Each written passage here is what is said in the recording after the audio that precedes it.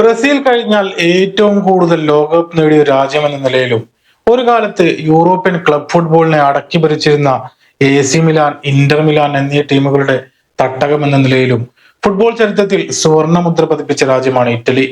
എന്നാൽ ഇന്ന് ആ പ്രതാപമൊക്കെ അസ്തമിച്ചു നാണക്കേടിന്റെ മാറാപ്പ് ചുമക്കുകയാണ് അസൂറിപ്പട.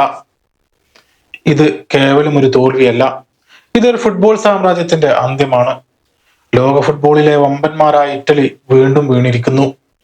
തുടർച്ചയായ മൂന്നാം തവണയും ലോകകപ്പിനില്ലാതെ നീലപ്പട നാണം കെട്ടിരിക്കുന്നു.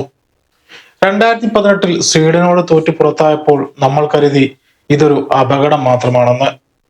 2022 നോർത്ത് മാസിഡോണിയയോട് തോറ്റപ്പോൾ നമ്മൾ വിശ്വസിച്ചു അവർ തിരിച്ചു വരുമെന്ന്. എന്നാൽ ഇപ്പോൾ ഇതാ 2026 അസൂറികൾ ലോകകപ്പിനില്ല. എന്തുകൊണ്ടാണ് 4 തവണ ലോകം കീഴടക്കിയ ഒരു രാജ്യം ഇത്രയും വലിയ തകർച്ചയിലേക്ക് കൂപ്പുകുത്തിയത്?